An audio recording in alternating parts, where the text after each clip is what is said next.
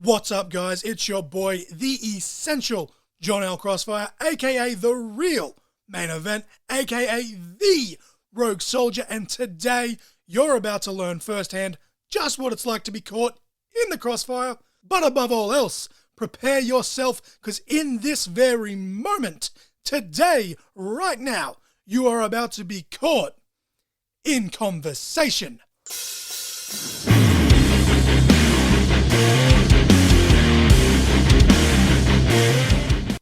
Welcome, ladies and gentlemen, to episode 60 of Caught in Conversation.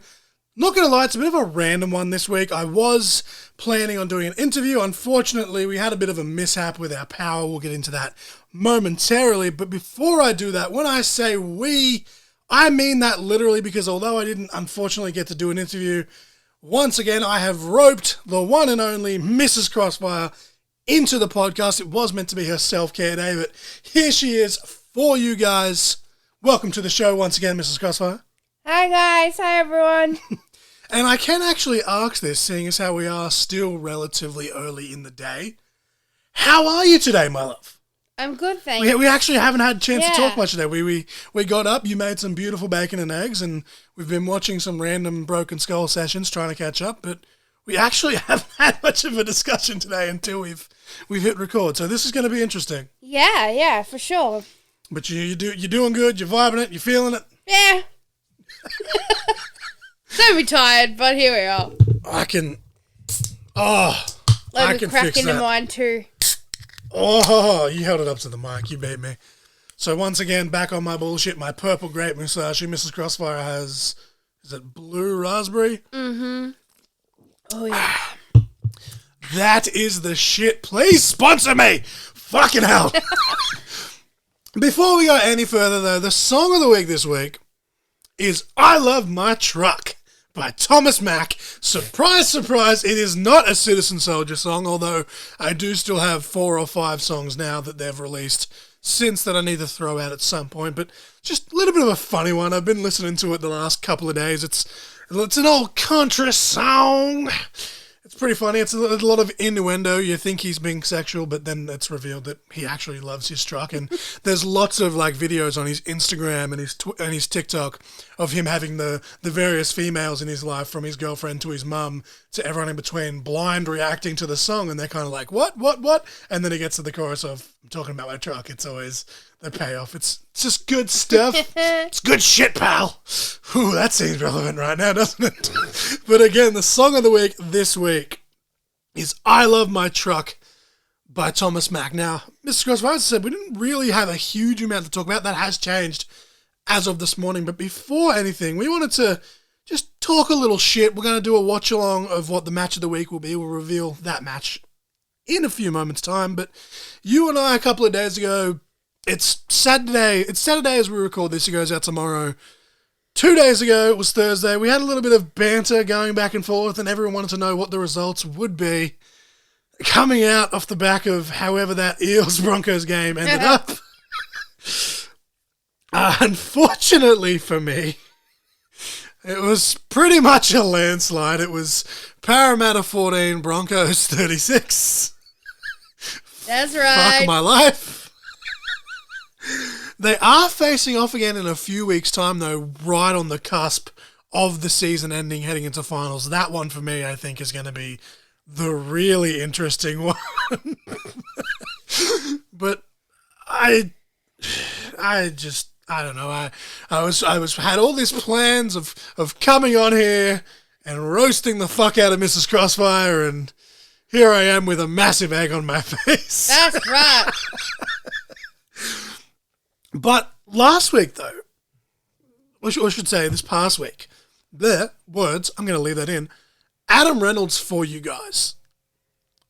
Absolutely on fire. I said this to you, and I still will stand by this. Adam Reynolds is very much, I feel, in the same position that Darren Lockyer was in his later years, only better. And I know that, Darren Lockyer is meant to be one of these greats of the games, and you shouldn't say that, but as for all I'm saying, he's maybe not surpassed Lockyer in terms of accomplishments, but at this point in his career, I feel like he very much fits into that same type of category. And as I said, I think he's doing it better. He's, surrounded by a lot of young guys, but he's still making a lot of plays. Yeah, I think he's up there for sure, yeah. And to my memory, I don't think he missed a single fucking kick on that night, which unfortunately, I can't say the same for one Mitchell Moses.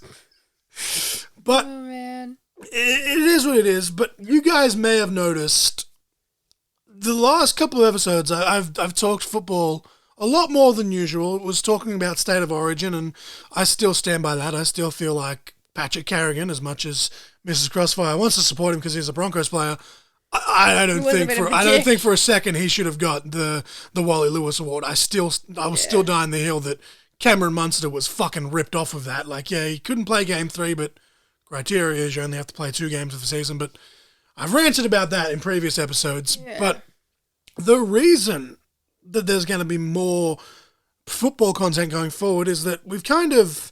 Well, it depends on how interesting the week by week goes in terms of wrestling and how interesting the actual football itself is as well. But Mrs. Crossfire and I, we've sat down, we've worked out our subscription, and Mrs. Crossfire has decided that she's going to foot the bill, and we actually have KO now, so I can watch any football game I want, whenever the fuck I want.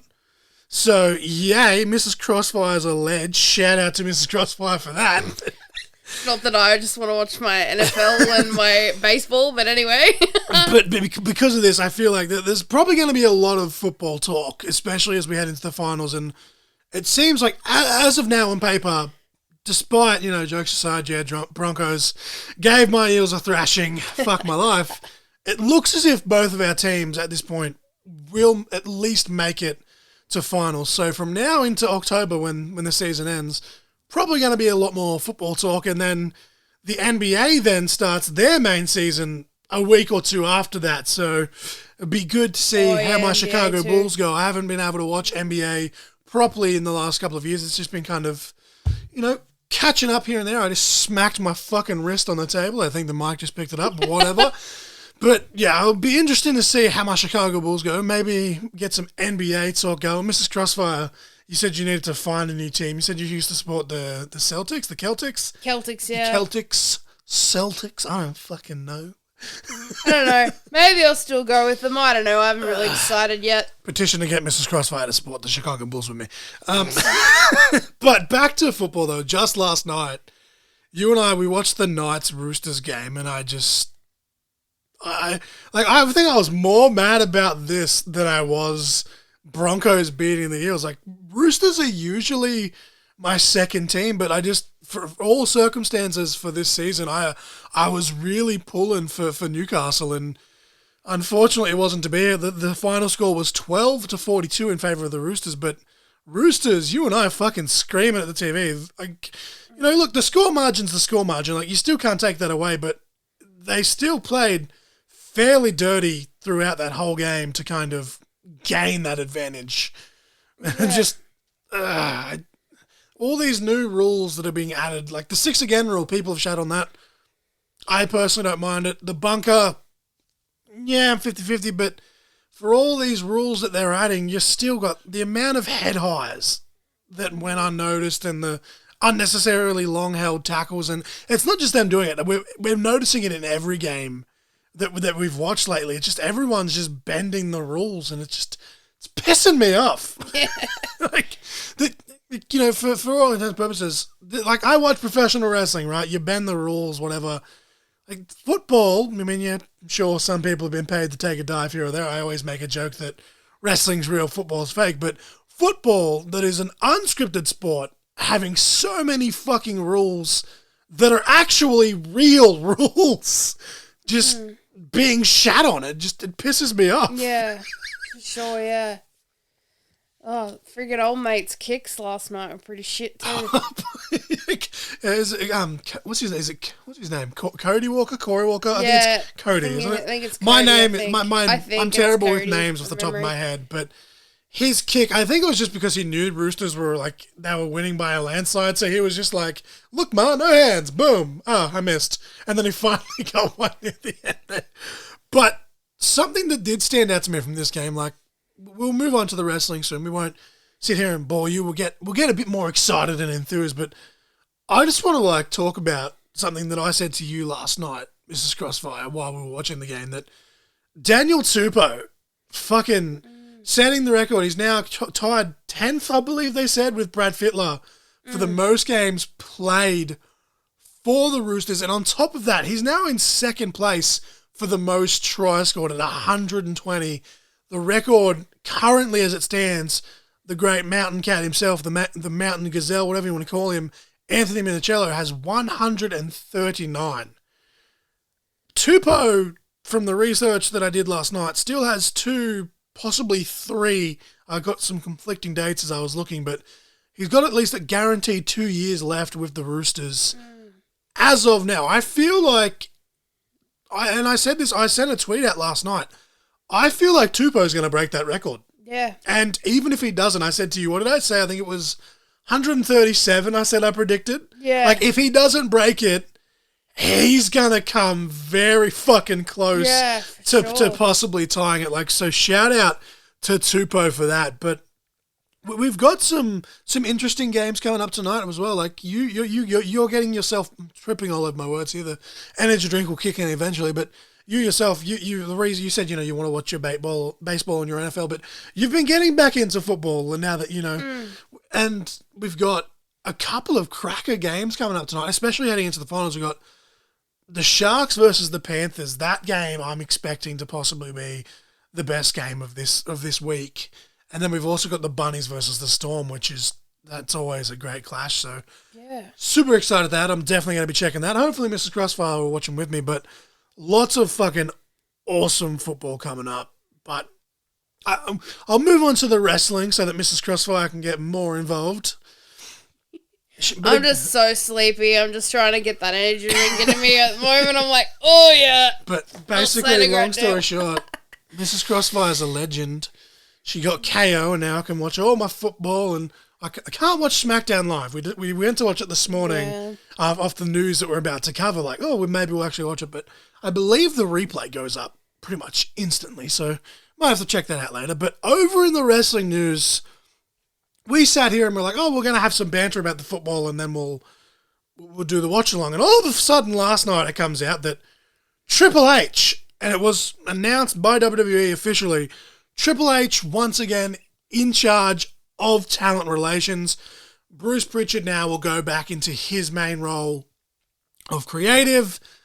Johnny Ace, aka John Laurinaitis, seemingly out on his ass amongst all of this controversy with him and Vince McMahon, and I haven't spoken about that on the show. All I'll say is, if all of these allegations and whatever else are true, fuck them both.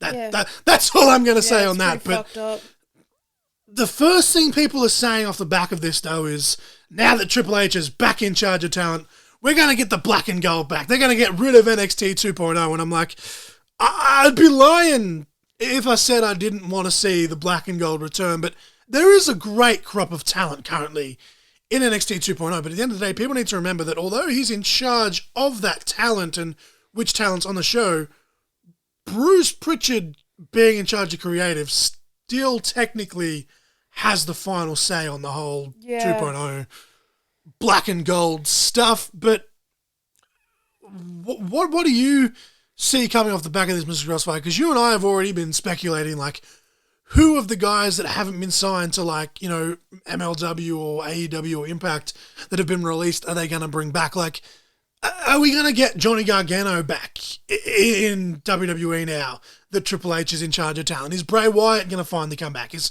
Killer Cross, or Karrion Cross as he was known in WWE, going to come back? Who from NXT is he going to say, no, I want this guy on Raw, Bruce, find something for him? Because a guy like Cameron Grimes, someone that Triple H has sung the praises of so many times, but it's exciting. I'm sure that both myself and Mrs. Crossfire will be keeping our eye on that. But what do you maybe not necessarily see coming in the near future? Because we haven't kind of only been watching here and there. We usually just keep up online and then just watch the pay-per-views. But that's mainly just because life's hectic at the moment. But what do you maybe not see happening? But what do you hope happens out of Triple H being in charge of talent? Like, is there anyone that you'd like to see make a return that has been released, or anyone from NXT that you want to see be called up? Because I know the main one that we both said was Swerve, and then we realised that he's currently signed to AEW and he's one half of the AEW World Tag Team Champions with Keith Lee. And I feel like both of those guys, Swerve and Lee, I feel like with Triple H in charge, they'd almost have to be like on top of that list for Raw. But unfortunately, they now have contracts elsewhere. But who do you want to see come back, like in a perfect world, with Triple H in charge? Well, mainly in general. This is more in general as such. I'm hoping that, you know, he doesn't banish the rule, but, like, goes and doesn't really give a shit too much about frigging older talent wrestling. Like, it's all about the young, and I'm like, that's great. You're looking at the future generations and stuff, but it's like a lot of the older, like, wrestlers are kind of been just tossed aside and thrown out. Like, it's just shit. And then it's funny you say that, though, because you got, like, the actual legends like Goldberg, who would just be like, oh yeah, come in, take... This is where I argue. People say that they're taking spots. I disagree with that. But like the actual legends, here's Goldberg randomly facing this guy for whatever reason. But then guys that have been there, like a Shelton Benjamin, right? I understand that at this point in his career, Shelton, you know, he maybe not seen as a popular world champion contender, right? But every time you and I have watched and you've seen him and Cedric in a tag team or whatever they're doing, it's like, why aren't they doing something with this guy? He can still go. And even guys like, still a very young talent, but a guy that you're a big fan of as well as me, Mustafa Ali.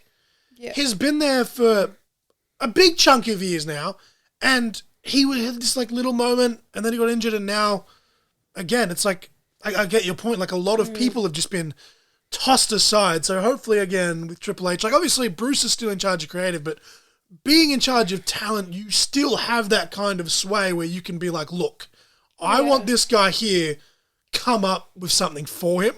Yeah, well, I kind of got really annoyed when Martinez got friggin' released. And I was just like, oh yeah, because friggin' she's older. They've just tossed her aside. Especially prominent with the women, and obviously as a woman yourself, you can sympathize with that more than I can, but like I still on the surface, like judging someone, like, how the fuck in 2022, like whether it's age, race, sexual orientation, fucking whatever, how is that still a factor? Like Mercedes Martinez, shout out to her, she's going to be defending the women's championship against Serena Deeb at Ring of Honor Death Before Dishonor. Unfortunately, they're currently revamping Honor Club, so I won't be able to watch that event, but she's fucking killing it. Yeah. In both AEW and the ROH shows when they're having them. So, you know, it's not to be like, it sounds really like, you know, hipstery or whatever, but when someone goes elsewhere and they're like, this is proof that WWE like misused them, I hate to use the term misuse, because at the end of the day, like it is their storylines, like they can take their pick, but when you realize that someone is talented enough to be in basically any situation, you'd feel like, in theory, why aren't they capitalizing on it? Like, Lady Frost apparently had a tryout, and she's mid-30s, right? She got into the business somewhat later. She's about 6-7 years in, I think, now. Yeah. Possibly more, but she had a tryout and was told, basically, by whoever did the tryout that you have all the tools, but you're not what we're looking for right now. And it came down to, it was her age. Yeah. And now you can't on paper prove that, you know, they work around it, say, oh, it's just not what we're looking for. But you know, you just know, and people will be like, well, how do you know? And it's like, well, you look at all the factors of, okay, she is a conventionally attractive woman. She does all the flippy shit. She has a gymnastic background, has a character down pat. Even if you changed her name, she could still do like the same thing, right? And she's got MMA fight, whatever. Taya was the same. They kind of, and I think this is why people are shitting on NXT 2.0. Like, a lot of people are just like, oh, it's trash.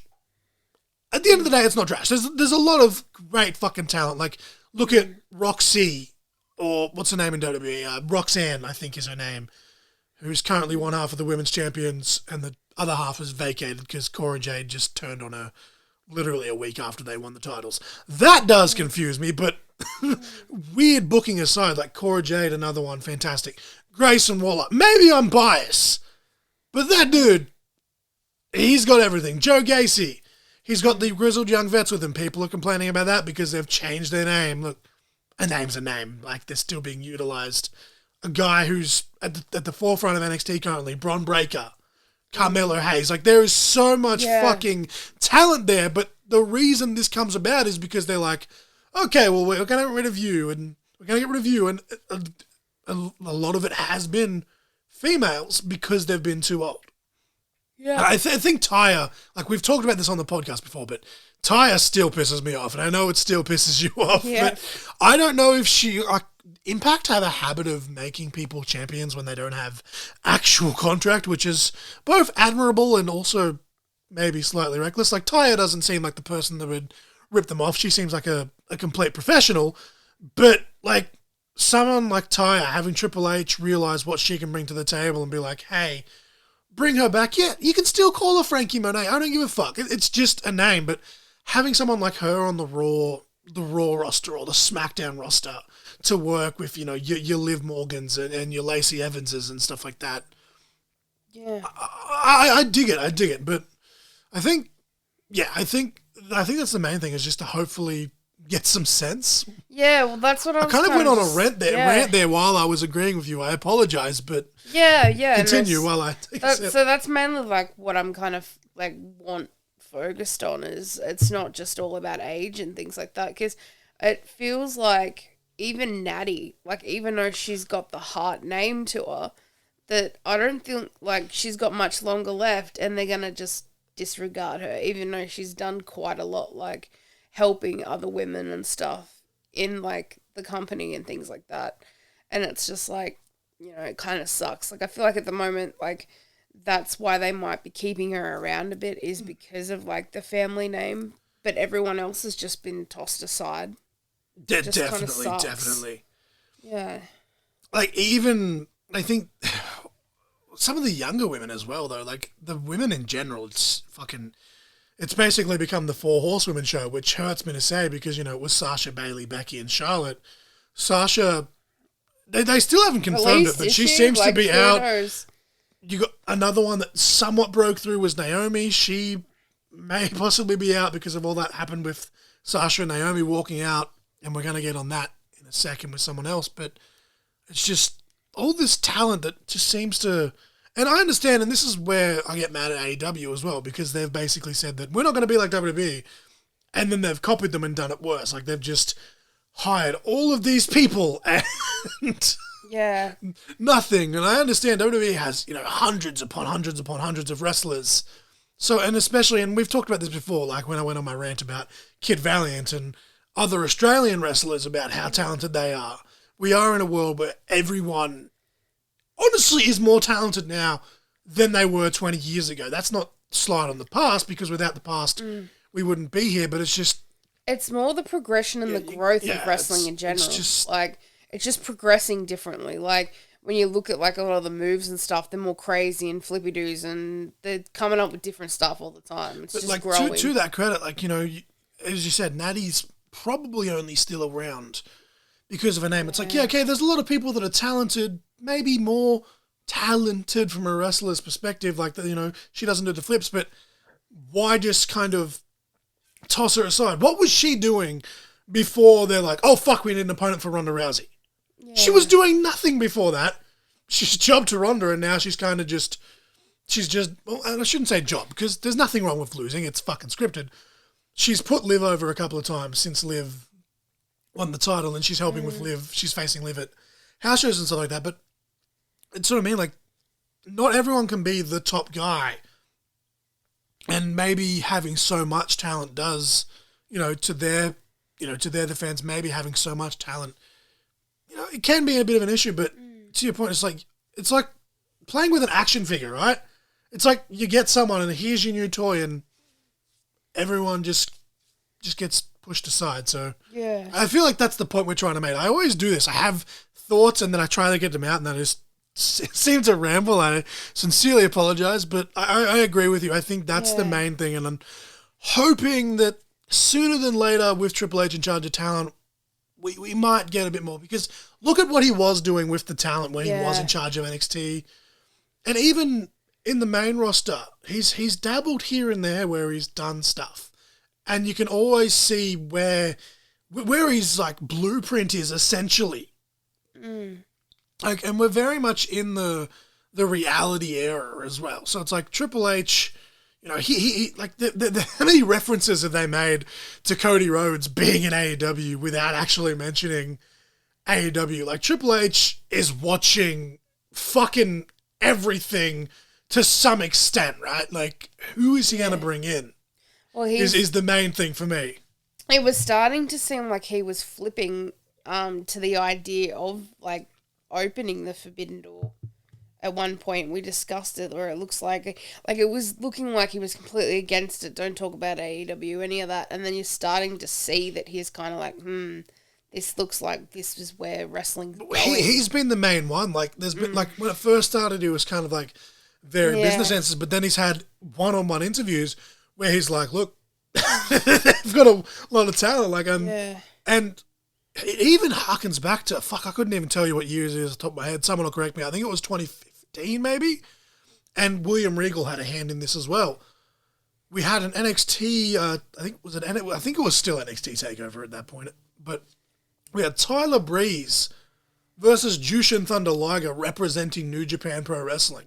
Yeah. Now, NXT, you know, is a smaller scale, and especially at that point, it was nowhere what it would become, but that's still a fucking pretty big deal. And without Triple H, you know, kind of working with that and going along with that, that arguably wouldn't happen. So I'm just, like, I'm not going to sit here and be like, Triple H is in charge, we're getting that WWE versus AEW pay-per-view, Forbidden Door 2, like, but it does open a lot of horizons. Yeah. And especially now that Stephanie McMahon, along with Nick Khan, Stephanie is the chairwoman, and she is now the co-CEO along with Nick Khan. So literally the owner of the company, essentially. Yeah. So even with Bruce Pritchard in charge of creative, having that and Triple H in charge of talent, there's still a very big thing of, hey, we're looking at this. Yeah. And it's all speculation, but... Well, you look at the history of wrestling, right? Like, you look at what Vince's father did. And then it's like Vince turning on its head and was like, I'm going to add entertainment to this. I'm going to make it wrestling entertainment. And it's like, now it's like Triple H is evolving and he's looking at other like aspects of how he can change wrestling to make it more progressive for later down the track and what it's going to look like in the future. Like, you can see that the plans are all changing and there's like cogs in the works and things. Something that literally just popped into my head as you were saying that. Remember back when the WCW versus WWF Monday Night Wars, DX, of their own accord, obviously, you know, they got clearance from Vince and stuff to do it, but DX attempted to invade WCW and they shut the door, right? Yeah. Triple H, and obviously, you know, Shawn Michaels was technically the leader of DX in those areas, but people, even the other guys have said that Triple H was very much the mastermind of that entire, like, segment, if you will, right? So if you think back then as a talent, if he's willing to say, fuck it, let's go to their show and see if they let us in, like, what is he going to do as a talent to be like, fuck it? Rather than doing this stupid invasion bullshit, like, let's work together. Like, you've got me thinking now, like, is Triple H going to be the fucking divider between WWE and AEW? And there's someone out there like, oh, you're fucking Mark. You're damn right I am. But, like, that's why I brought that's it up. A great fucking point. I didn't even think of that. I'm just thinking, like, who's he going to bring back? Because I put in my notes here, I'm like, someone I mentioned before. I was looking at the bigger picture. I'm like, there's lots of people that I want him to bring back, like Gargano and everyone, but I'm like, looking at it bigger, it's like the age thing bothers me, but then it's like the Forbidden Door stuff, like there's a whole heap of stuff that he could just change. Like, I know he's not the top guy kind of thing, like Bruce Pritchard has, like, you know, he's in charge of like creative and stuff like that, but it's just like, like what? But in theory, being in charge of like talent relations, and we've seen it on. Still pretty big. Like, I know that Total Divas, to an extent, it had a few, scripted moments. Yeah. But when you saw Mark Carano, like, you see the inner workings where the talent relation guy goes, look, we want this person, this person, this person, and they basically send that person to creative, and they're like, find something for this person. Yeah. So in my notes here, someone I mentioned before, Gargano, who you just mentioned as well, I mentioned possibly seeing Gargano return and possibly having Gargano and Ciampa reunite as their DIY tag team on the main roster. That was the big thing that I could see, and I'm predicting possibly may happen because he's just turned heel with The Miz, but he even said himself that when he goes to the main roster, that's it. That's when he winds it down. So I'm like, Triple H is in charge. Do we chuck Gargano in there to kind of put him in a team and continue to loosen the load? But it's kind of crazy that it's only been, like, what year did they form? 2016? So that's 6 years ago, but they've already kind of entered that nostalgia phase. But I think it's just that in those earlier days of NXT Black and Gold, they were like the ones that were holding it down, and you know that they're like, I know his real name's Paul, but everyone calls him his gimmick name. They're Hunter's boys, right? Like, it's just this thing that the first thing I'm like, there's all these rumors about Bray Wyatt.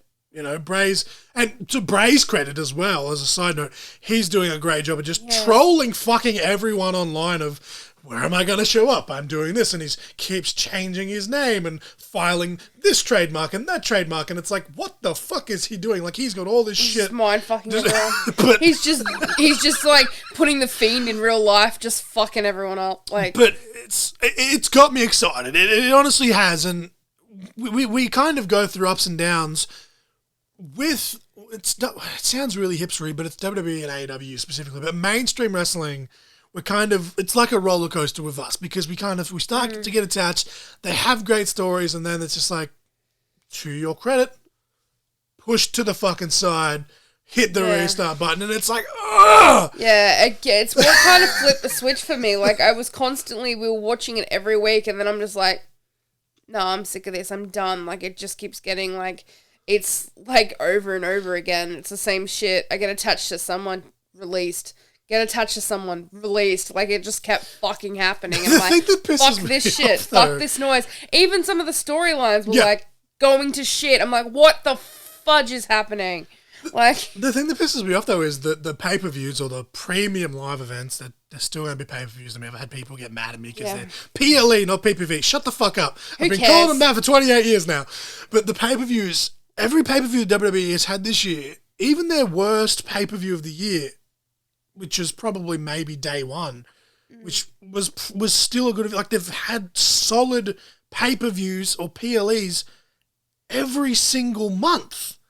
And like, we try to loosely keep up online. There was a couple of things at Money in the Bank where, like, wait, what's going on here? And thank fuck that they show video packages and stuff to it's like, what the to fuck? Wrap it up into one, like, package. But it's going to be interesting to see how that goes, because Triple H has always been a very big proponent of long-term storytelling, especially in this reality era where pretty much everything is a fucking worked shoot in this day and age, especially in, like, the major promotions. But I feel like we've ranted about Triple H enough. Is there anything you want to throw out there about Triple H before we move on to the next?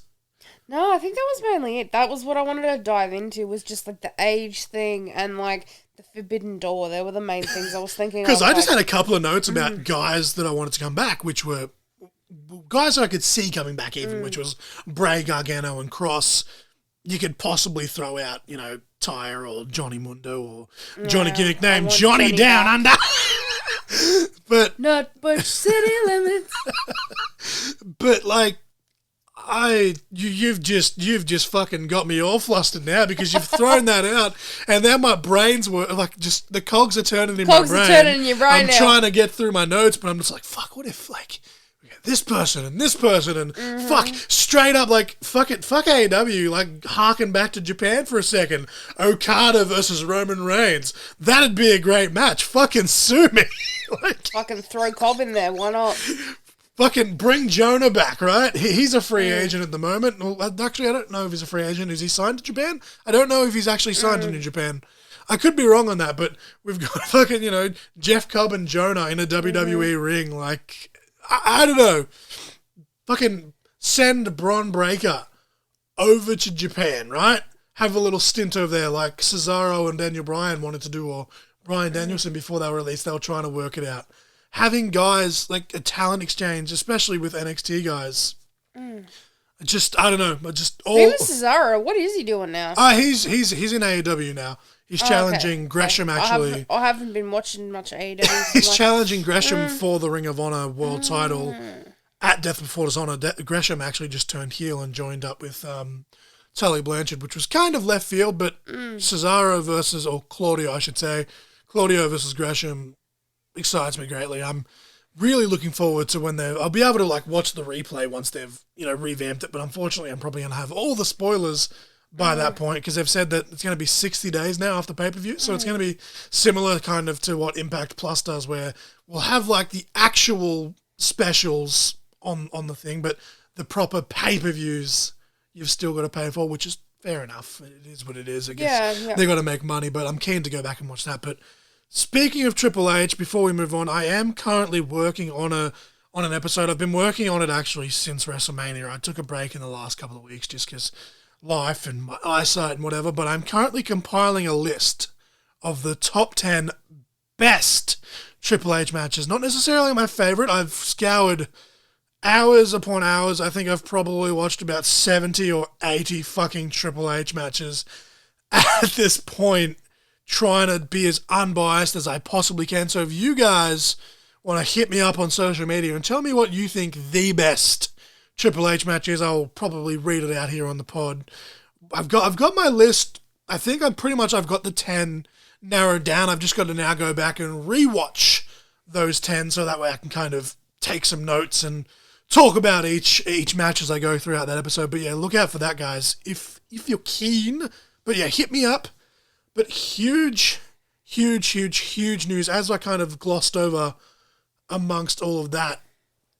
Not only is Johnny Ace gone, just this morning, Vince McMahon has announced that he has retired, not just as chairman, because I thought he'd just kind of stepped down completely, but no, he is gone from the company. He's no longer in creative. He is still the major shareholder, so I'm sure at the end of the day, if he really wanted to have a say in something, they're probably going to let him. But for all intents and purposes, on paper, Vince is gone. Vince is out.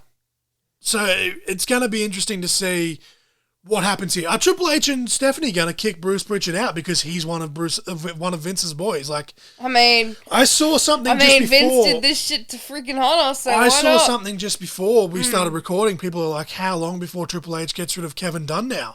And I was like, fuck. Oh, yeah. Because, like, remember, everyone was talking about that for a while. Everyone was saying that, like, when Vince passes away, Triple H would be the COO. Obviously, Stephanie's got that position now, but as the head of talent relations, and being that he's worked with NXT used to be filmed at a fucking film school. It was the film students doing all the production. I'm sure there's some star student or one of the even teachers or something at that institution that Triple H could call up and be like, hey, I've seen what you can do. Fuck off, Kevin Dunn. You're now in charge of WWE production. But do you see Bruce Pritchard getting the boot? Because I honestly don't. Because like Bruce is one of those guys. He pisses me off at times because he is still very much old school when it comes to the whole tits and ass thing with women. And if I wanted to do that, I'd just watch porn. It's fucking professional wrestling, for fuck's sake.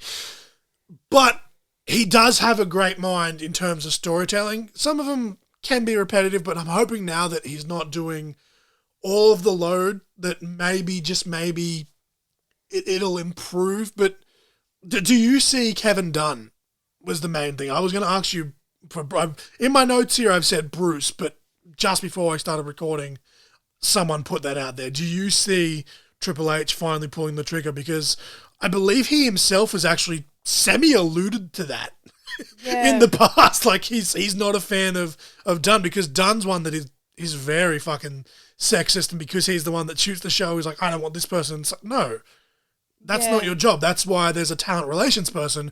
Triple H is in talent relations, so I feel like him and Kevin Dunn gonna butt heads 100%. Like, oh, this person isn't shooting well. It's just gonna be shoot him from a different angle. You know, you've got 100 different fucking cameras there. Like, yeah. Possibly, yeah. I think Bruce is still going to probably stick around, but Dunn, I reckon he's going to kick the can on him. And maybe this is me, I feel like because they are buddy-buddy, I feel like maybe Road Dogg will be brought back. I don't know if he will take over as head. I think Bruce will still stay as the head, but I feel like Triple H is probably... And people can say that this may be a bad thing, because when he was a wrestler, but I feel like Road Dogg, Sean, of course, is in charge of... And I don't know if he's even still in charge of NXT UK, but Sean, obviously, I feel like is going to be a very big influence. Undertaker has signed a contract where he's almost like... He's got the Legends contract, but it's almost like I think, what did they say? It was like a special advisor or some shit, like, you know, he can help guys like Priest and stuff out. Like, Triple H has connections, is what I'm trying to say. Like, even a guy like Kevin Nash, you know, lowest drawing WWF champion of all time, politic like a motherfucker back in the day, but he and God rest his skull, Scott Hall, have been dubbed, Scott especially, but Kevin Nash has been credited by a lot of guys for having a fantastic mind for the professional wrestling business. Now, I know that in WWE we don't say wrestling, it's sports entertainment, but that's Vince. Yeah, that's with that Vince. whole thing. Like, this is Triple H we're talking about. Like, you can, like, I always say this, the same fucking thing, right? Like, the subject is professional wrestling. The genre is sports entertainment, because sports entertainment has kind of morphed into your NFLs and your martial arts and your NBA, even our NRL now with all the performances and fucking, you know, fireworks and blah, blah, blah, blah. They've really turned it into this spectacle where you could argue that it's sports entertainment, but I'm excited to see where their future goes. But the big thing that comes out of this is, and again, this could be a work, I don't know, might be a shoot, because we are in the reality era, but apparently it's fucking everywhere. The moment that Vince came out on social media and did his press release and said that, you know, I'm hanging up the boots, so to speak, blah, blah, blah, blah, Brock Lesnar was backstage at SmackDown, because SummerSlam's next week, where we're hyping up to this last man standing match with Brock Lesnar versus Roman Reigns. Lesnar has basically just said, fuck this. If he's gone, I'm gone too. Yeah. Again, I don't know, work, shoot, whatever, because in this day and age, you really don't know, but what do you make of that? So, I don't know, because I don't even know who they're going to get to replace him if he does properly leave. Like, is he actually left yet? Or, like what? Like, you know? But yeah, apparently he left the building because he views Vince as like a father figure, and unfortunately for him, if all these allegations do come true about Vince, you're going to have to pull your head out of your ass and realise that it's not the thing. But the thing that shits me, right, is back in the day, Triple H, because we're just talking about Triple H, back in the day, Stone Cold Steve Austin was told that he was going to job to Brock Lesnar. He said no, and it wasn't because he didn't want to lose, it was because he didn't want to do it on a random episode of Raw. They wanted to make money. Just did it again. I'm just going to leave that in, whatever. Stone Cold Steve Austin, it was 2001 King of the Ring, or might have been 2002, I can't remember which year Lesnar won. It was one or the other, but it was meant to be Stone Cold versus Brock Lesnar. Everyone knows the story. Stone Cold took his ball, went home. To this day, there's still some fans on the internet that shit on Stone Cold for that, like, fuck you, you're a brat. Look at what they're doing with Naomi and Sasha. And this is where I say it could be a work, could be a shoot, because they went live on SmackDown and said, or actually, was it Raw they walked out? I believe it was Raw. They walked out. It might have been Raw. I can't remember. Yeah, that's right. It was Raw. They walked out. They had to change the main event. And then the following episode of SmackDown, you had Michael Cole and Pat McAfee, and I'm not faulting either of them because they're just basically passing off the words they've been had, where they said that this was unprofessional, they've let us down, blah, blah, blah, we're going to have a tournament to crown a new women's tag team champions. Hasn't heard anything about that, so fuck knows if we're going to get new women's tag team champions. But all this hurrah, everyone says that Sasha's a brat, this is the second time she's done it, fuck her, blah, blah, blah. Naomi, you know, she's a brat now as well. I have not seen one person yet online talking about this that hasn't defended Brock. They're all like, credits to Brock, sticking to his guns, Vince is a father figure, blah, blah, blah, blah, blah. And I'm just like... Because he's a man? You were mad at Stone Cold back in the day for doing it.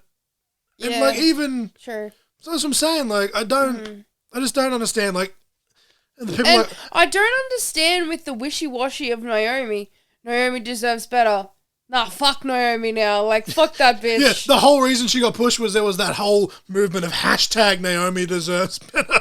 Like, she does deserve better. That's why she's standing up for herself and going, fuck this noise, I'm out. Like, as a performer, I'm not the biggest fan of her character, but she's a super talented lady, and what she was getting at the time, I did agree, like, you know, she should have been doing more than she was, but then all of a sudden it's, oh, she's on this. And people are like, oh, but you wouldn't say to Brock's face that he's making the wrong decision. I'm like, yeah, I would. Like, yeah, he could knock me out. I'm aware of that. But what does that prove other than my point? Like, like, just, oh, fuck this, I'm out. Like, the company is paying you. Yeah. It doesn't make any difference. Yeah. Like, I don't know. It could be, as I said, like, there's always that part of me that's like, is this a work? Especially in this era. And they've even acknowledged it on air. We were watching, you know, the Ultimate Show on WWE Network the other day. And they've even acknowledged that this era as the reality era. It's I don't know. The rumor going around is, I said it as a joke, I'm like, watch him call Goldberg in. Yeah. Because he literally just did an interview like last week saying that everyone's like, oh, like, you know, is your contract expired? He's like, no, that was like a missed thing. He's like, I'm still under my Legends contract, so if they want me back for one match, all they've got to do is kind of call me, sort of thing. And I'm just like, fuck. I'm saying that though, like, if it stays as a last man standing match, I'd be down for watching Goldberg and Roman smash the fuck out of each other. But I'm like, in my mind, and this is just me, I'd love to see Bobby Lashley get that shot. Yeah. Because he's got so over. And I know that, you know, Lashley is currently scheduled to defend his US title against Theory, but it's card subject to change. And I think if the dude that's in the fucking main event walks out literally a week beforehand, kind of proves that point, right? Yeah. But I'm like, seeing Lashley or Drew or someone in that spot, or even to your point, having someone new kind of go to, like, at SummerSlam, we've got Riddle versus Seth. Why not push that match forward until like Raw next week, and the winner of that faces Roman? Like, I don't know, just throw something out there that's not Goldberg. But according to, you know, call them reports, call them rumors, what you will. I said as a joke, about an hour ago, I've seen all of these, you know, dirt sheets and like Wrestle Talk and that posted it, that apparently the internal rumor with WWE already is that they're gonna contact Goldberg. Yeah. Obviously, you know, we're a week away. We don't know, but I just... So what are they going to do for a storyline? Because it's like barely any build and barely any time. Is it going to be like, oh no, Roman said shit to my son again? It's just, the funny thing is though, people have been making memes, right? And they're like, we're going to crown a tournament for a new Brock Lesnar. And it's like the clip of Cole and Pat from the night where they were talking about the thing. And it's like, okay, so are they going to go on live on SmackDown or live on Raw next week and say that Brock Lesnar's let us down? Like, no, they're not going to fucking do that. Paul Heyman at best will probably make some sort of comment that, you know, Roman Reigns scared Brock Lesnar and even the Beast went home or something like that. But they're not going to go on TV and bury him. They're not. Yeah. And look, if they do, I'll eat my words, but I don't see that happening. It's just going to be... It's probably that's what it'll be. Goldberg will come out after Paul Heyman says something about Brock Lesnar not going to be there, blah, blah, blah, blah, whatever. And then it'll be like, it'll be like, you're next. Yeah. Yeah. And that's it. Because it's like when they were doing Goldberg and fucking Lashley. Like, that's what I was getting at before about the son thing. I was like, cool, so he said shit to the son. Like, cool. This is such a good build. Love it. Like, you know? I just... Feels slap happy and slap together. Like, it's crazy, but also mad at the same time. Like, I don't know, like it's just a whirlwind, and I don't know. At the end of the day, if it ends up being Reigns versus Goldberg, it ends up being Reigns versus Goldberg. Didn't really have the best match at the Saudi Arabia pay-per-view, but whatever, it's fine. Goldberg's never been the greatest worker, and he himself, to his credit, he's admitted that, so I respect him for that. But I think if they keep the last man standing, where you've got the bells and whistles of all the gimmicks, might make for a good match, because you got Heyman there in Reigns' corner that can kind of put stuff in place. You've got someone like Triple H who, although he's not in creative, you know that he's going to be hands-on, especially when it comes to like the main event and stuff like that. And with Goldberg not being the best worker, having weapons there might just help it along. That's what I mean, all the bells and whistles, the gimmicks, like just help it along. You've got to keep your opponent down for a 10 count. Look at the way that Roman's been built, and Goldberg, and all that, to his credit, right, people say Goldberg buried the Fiend, this, that. I'm not happy about that, but I still think that's a load of shit. They still say that about Alexa, that Alexa friggin' was to blame for it all. I'm like, please, they just told her to go with that storyline, and that's what happened. But anyway. But, like, Goldberg's last, like, fucking 10 matches, he's lost 80% of them. And yet, to his credit, every time he comes out, he still manages to have that Goldberg allure. Like, you look at him in his interviews... And, like, I'm not saying this to be, like, with malice, but if you look at him when he's just in his normal clothes and he's doing interviews, he looks like life's caught up with him a bit. That's fine. He's aging. But when he goes out there and the music's playing and you can tell, like, he's got himself in Goldberg mode and he's inhaling the smoke, I'd be lying if I said that, like, I don't still get the goosebumps. Like, I still get that nostalgic for it. Like, I was a very, very young kid. Like, I was 3 or 4 when Goldberg was really ripping through fucking people, right? But I still get that, like, feeling of, like, going back and playing Here Comes the Pain and just fucking spearing through every cunt with Goldberg. Like, he still has that allure. And it's not like, it can be nostalgia, but there's still got to be something there. He still has to put up that presentation, right? Like, look at Taker in his last couple of years. I love him to death, but there was a couple of matches there on the later end of his career where even his entrance, you looked at him and you're like, he's not doing too good. Like, and fucking, I'm probably going to copy for this, Ric Flair, right? He had all that controversy at the end of the day. Fuck him for what he did and shit that he's gotten away with, whatever, but in terms of wrestling, you can tell the passion's still there.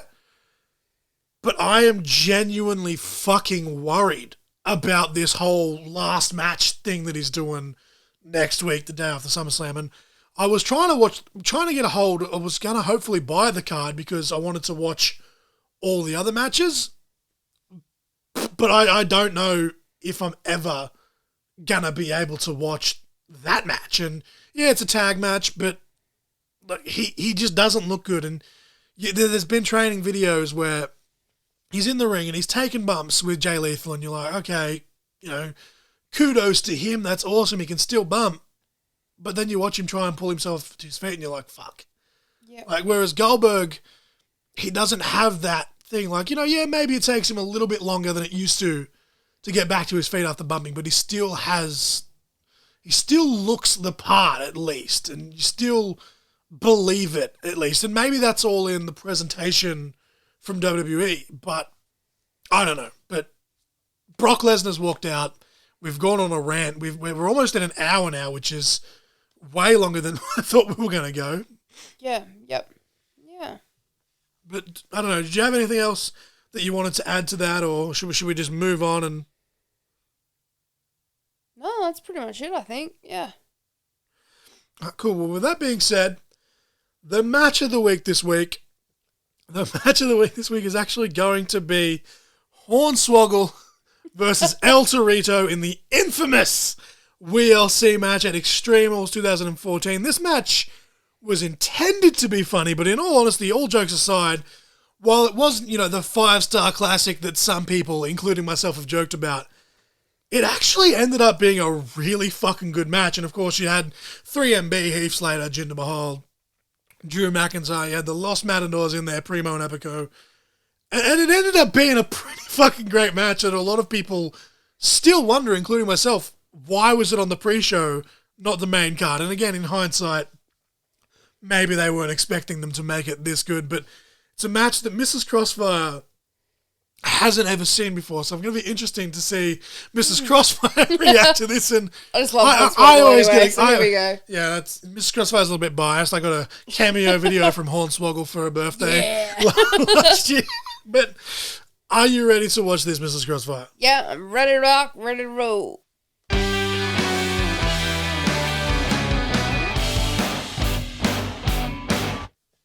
Alrighty, Mrs. Crossfire, are you ready for me to press play on this? Yeah, let's go. I always forget what the volume is when we usually record. I've got it on 18. Can you hear that? Yeah, I can hear that. It's probably actually a little bit too loud on the recording, seeing as how I've got the microphone closer to the TV than usual, but hopefully. Special commentators. I love it. Micro Cole. No, you guys are us. You don't look anything like any of us. No, you guys don't look like any of us. Micro Cole. And who are you? I'm Jerry the Mini King Lawler. And you? I'm Weebiel. It's like Micro Cole, Weebiel, and then it's just Jerry the Mini King. Yeah, he was kind of on the spot. He was like, fuck, I don't know. Like, he had to think about it.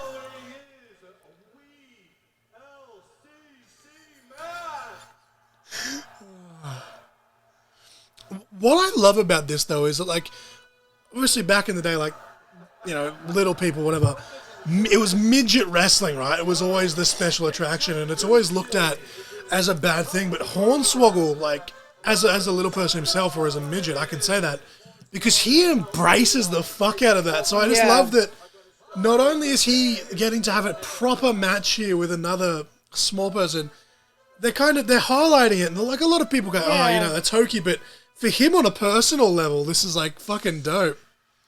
It's not even just that. It's like they're getting to showcase like the other people, like the other little people, like you've got the ref there, you've got the freaking like the announcer guy, then you've got them being like the commentators. Like, it's really cool.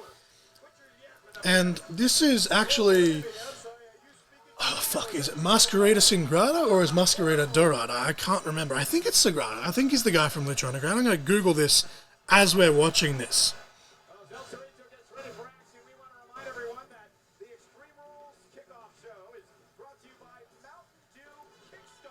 Mountain Dew Kickstart. Juice Electrites.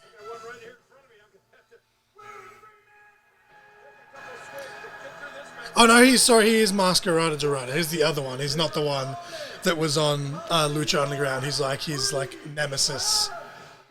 It looks so cool.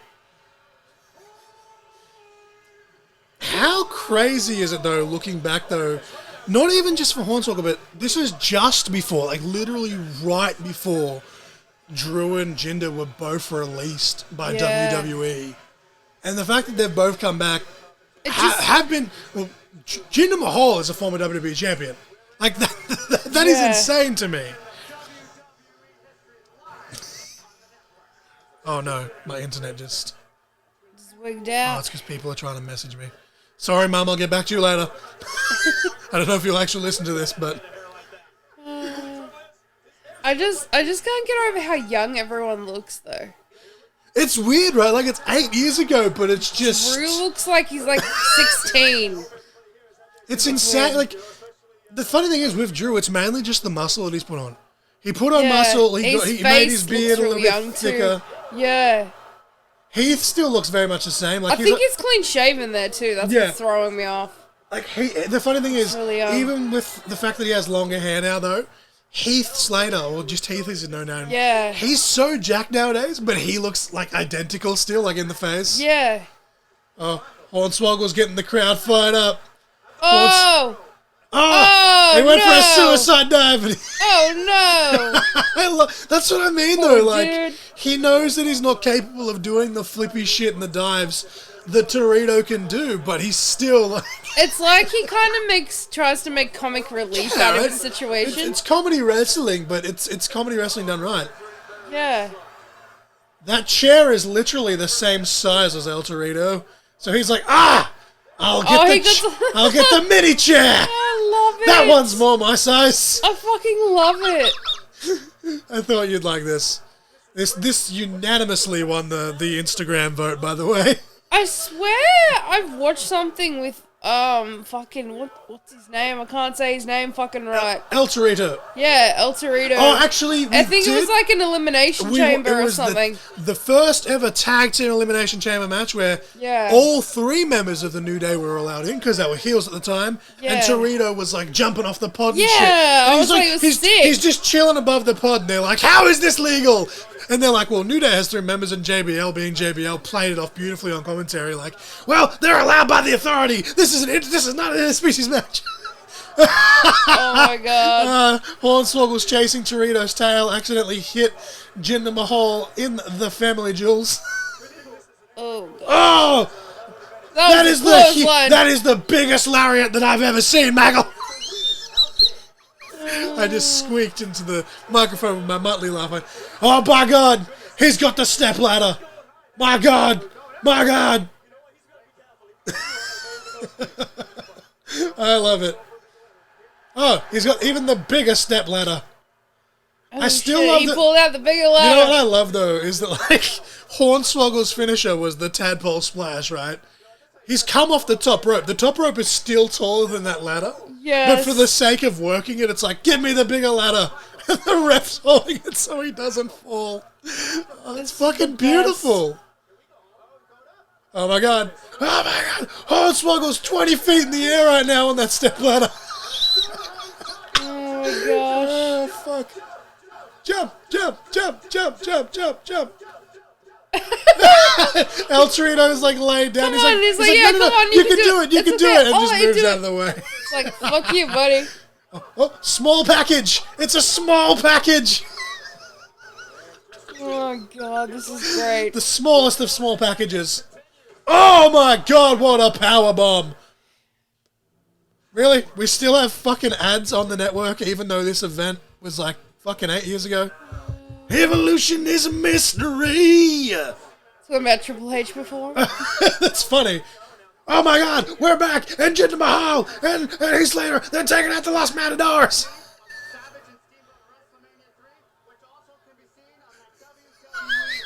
This is Shades of Savage versus Ricky Steamboat at WrestleMania 3, also available on the WWE.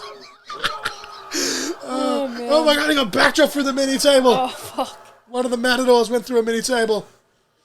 You know what I love though is that like the mini commentators doing their part and still like doing like the plugs and stuff, but Randy Savage, like obviously he said it for a joke, but the funny thing is the thing that came second on the poll was King Kong Bundy versus Little People, which was also at WrestleMania 3, so it's just interesting that they make the Savage Steamboat reference without making the obvious like reference from that from the same show. Yeah. I apologize if that hiccup was picked up by the microphone. Oh, Hornswoggle's motioning. He's going to do some flippy shit. He's got a chair on a Torito. What the? What? Rolling Thunder! My god! It's Hornswoggle Van Dam! Oh, man.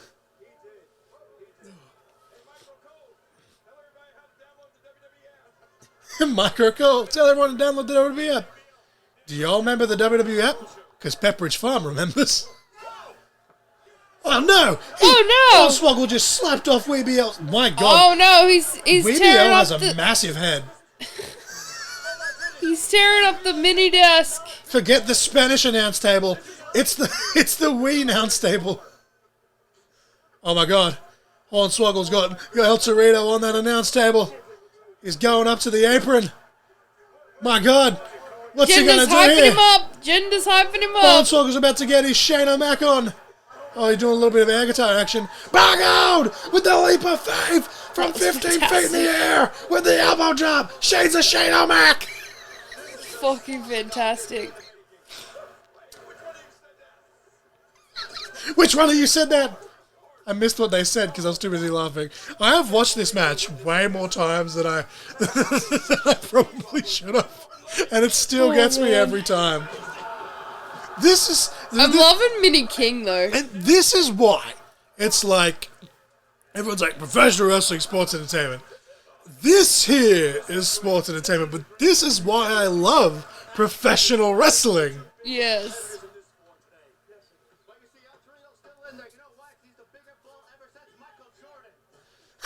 El Torito is the biggest bull since Michael Jordan. Holy fucking Jesus shit. Christ. Bro, I'm dead. Looks like a fucking coffee table. I love it. It's so tiny. It's so tiny. Yeah, but it still looks like the big tables. They had one before that one of the Matadors got backdropped through, but it literally happened as it was coming back from commercial, so I only just saw it. Oh, man. I think it's not even a coffee table. It's like a kid's-sized table. Yeah. Imagine being the person that has to make that. Like, you know you're gimmick, Yeah. you know you're gimmicking it up for this reason. Oh no, Hornswoggle! Oh my God, Hornswoggle through the regular size tables. Oh sorry, Heath Slater through the regular size table off an inadvertent chair shot from Hornswoggle. Drew McIntyre. Oh no, Drew McIntyre's got a hold of El Torito. What are we gonna see here? Is Drew gonna go through the table he set up? Hornswoggle's climbing up that ladder. Is he? And I just realized it's a slight... I was like, Drew technically set it up. Is Drew gonna go It's a through a slightly mini bigger table? ladder now. I believe that's an 8-foot ladder. Just goes above the top rope. Oh my God, El Torito's fighting back. He's fighting back. Oh, here come the Matadors. The Matadors have Jinder Mahal up on their shoulders. My God, Doomsday Crossbody through the ladders, through the table on the floor. That actually looked like a really fucking painful landing for Yeah, Jinder. it looked like The an way that ouch. ladder at the end's kind of just wedged there. Yeah. Torito landed underneath it. It's actually bent. You can tell that it's gimmicked too well. Man. Like, look, there's just that little bit that's like Yeah, bent. a little bit of like the bend. The in top it. of it, yeah. El Torito's buried underneath ladders. El Torito, with that patented high-risk offense, took out Jinder Mahal, but possibly may have put... Oh, my God, I think that ladder smacked Jinder in the fucking face on the way back down. Man. Oh, God. Hornswoggle now putting El Torito on the regular-sized table with Drew McIntyre in the ring. What's Drew McIntyre going to do here? Drew McIntyre. Oh, Drew McIntyre. He's going for some sort of flippy-doo. Oh, my God. Somersault plunger. Torito moves was out of the beautiful. way. Crash and burn. That was Fuck a beautiful me. How break. good is Drew McIntyre, though? How fucking good was that break on that table? It was like Drew clean and landed like hot. smack bang in the middle of that. Perfect. Fucking And the beautiful. fact that he's like so jacked up now and he can still do that with ease. Oh my God! The mini chair off the skull of Hornswoggle. They did technically ban chair shots in 2008, but that was for regular sized chairs. So does that count as an unprotected chair shot? Oh, seated senton springboard through the table. 1, 2, 3. By God, El Torito with the biggest win of his career. Again, beautiful table break. Fantastic. Fucking Hornswoggle. Oh, fucking brilliant. That was great.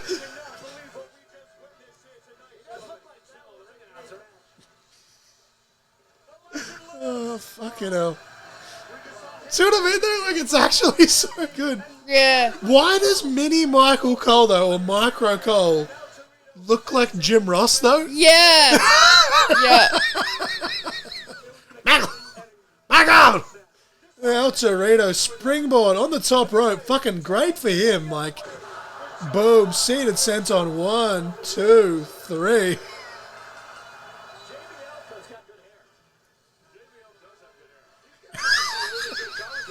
Oh, that's funny. Wow, that mini JBL has good hair, and then actual JBL. Well, JBL does actually have really good hair. Fuck me.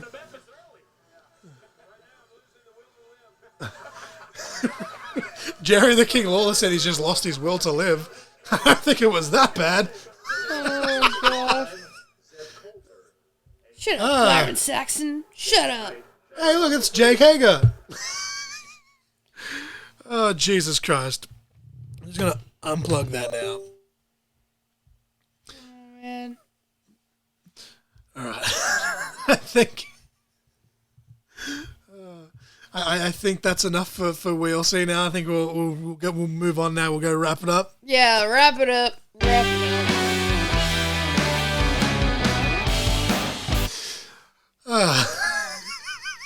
Oh, man. So WeeLC, Mrs. Crossfire. It was fire. It was pure fire. A little bit of a dumpster fire, but it was still fire. I mean, like, it's actually so good. Like, it's so underrated. And I guess, as I said, in hindsight's 2020. Maybe they weren't expecting these guys to kind of go out and do what they did. So credit to everyone involved. But that makes me boggle my mind, though. Like, why were Drew and Jinder released after that? Like, going out there, making the absolute best out of that type of situation. Like, does it boggle your mind or does it hornswoggle your mind? Thank you, Soundboard. But is there anything else you wanted to add? Like, we went into this kind of having nothing to say, and it was like, oh, let's just talk football and do a watch along. Yeah. And then all of a sudden, we've just gone on, and mainly me, my bad, but you've kind of... You say stuff and it kind of hits a nerve, and I'm like, oh, what about this, this, and this? And we've ranted about Triple H and Goldberg and Vince McMahon, and I don't know.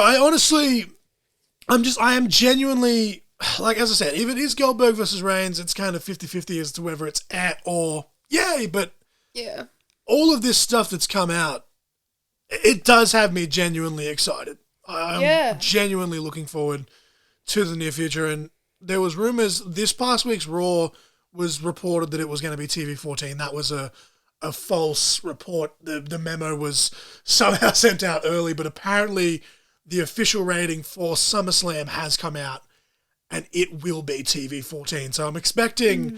I mean, obviously, this is before Brock apparently walked out, so I'm expecting there to possibly be blood from Reigns. I honestly, I reckon Reigns and Lesnar were probably both gonna blade, to be honest. But in saying that, could even be hard way. Brock's hard way people before, but I am excited for SummerSlam.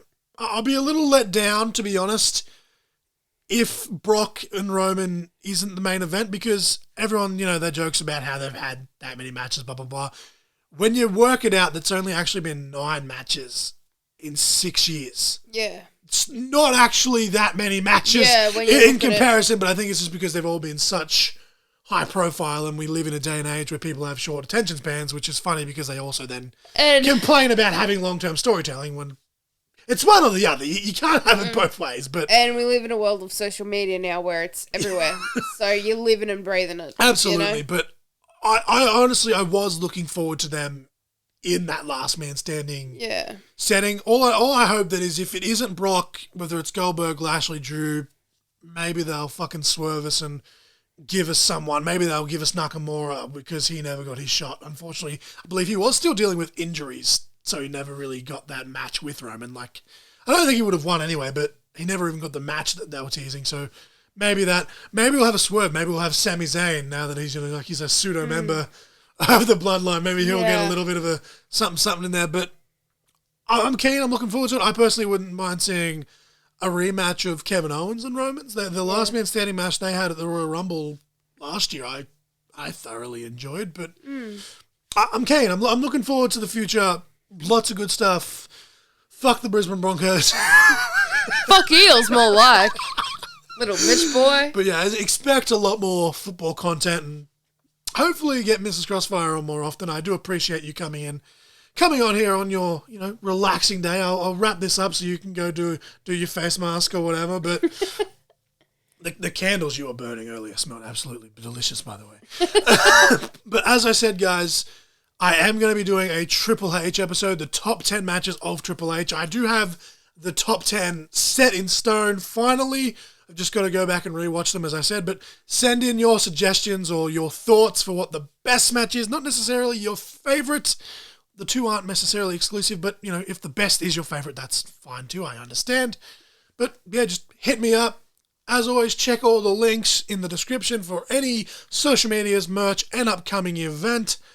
I did actually just make a Facebook page for Rogue, which of course currently consists of myself, Barry Blake, Big James, and your CPW Inter-Suburbs champion, by God. After only a handful of matches, young Jackson Thornhill. Go check out that specifically in the link tree. And I've also, a lot of people asked me about my Amazon wish list. I was like, yeah, whatever. I updated it. I chucked it down there. Not asking for a handout, but as I said, because some of you guys at shows and stuff have asked me about it, because most of my merch at this point has just been like hats and stuff, and a lot of people, turns out, aren't hat people, which is interesting, because I've still sold a nice chunk of them since then, but everyone's like, do you have t-shirts? No, sorry. What about a wish list? I want to support you in some form or fashion, but it's mainly just like the stuff that I want for myself. It's just there on a wish list so that I can find it easier, but it's there. I'm going to start streaming PS2 games at some point, possibly even myself and Mrs. Crossfire maybe doing our GM mode again. Let's see how life takes us. But yeah, just track record. Thanks always for your support. If you guys play WWE Supercard, hit me up and I'll add you to mine and Mrs. Crossfire's team. We only have the two of us at the moment. We both left our teams to try and complete the Superpass quest that we just had, and I couldn't get back in, so we had to make a new one. So it's just the two of us at the moment. But the song of the week this week was I Love My Truck by Thomas Mack. The match of the week, which we just watched, and Mrs. Crossfire thoroughly enjoyed it. Yeah. As I said, I've watched it I don't know how many times. I still enjoy it every time. WeeLC, Hornswoggle versus El Torito. I don't know why I just went Jewish all of a sudden. Hornswoggle. The match of the week was Hornswoggle versus El Torito, WeeLC, Extreme Rules 2014. I am the essential John L. Crossfire. With me today was the always lovely Mrs. Crossfire. We somehow managed to get almost an hour and a half of this, so fucking yay. You guys were just caught in conversation. Shaka-laka-laka. Shaka-laka-laka. Breaking news, Mrs. Crossfire. Even though you just did a beautiful job of wrapping that up, we have an announcement. Brock Lesnar did indeed appear on SmackDown, so all of the ranting that you just heard was for absolutely fucking nothing. It was all a work, brother. Yeah, apparently Brock left, and he was mad, but this is all just reports, but apparently Brock's left. He calmed down, and they've admitted that the situation was overblown. So, I don't know. We seem to still be getting the SummerSlam main event next week, which excites me because, as I said, Roman versus Brock, last man standing. But apparently there are rumors flying around that Goldberg may still be getting a title shot from whoever wins that match, which, again, meh, but here we are. I'm glad that we had enough time to actually kind of fix what we just said before this went out tomorrow, because everyone would have been like, you're too late. But yeah, apparently Lesnar returned to the building. He took out Mr. Money in the Bank Theory. Actually said his name properly there. It's just Theory now, not Austin. Whatever. Yeah. It's a thing. It's a thing that happened. It's a thing. With all that being said, once again, I am the essential John L. Crossfire. Mrs. Crossfire is over here, and you were just caught in conversation. Shaka-laka-laka. Shaka-laka-laka part 3.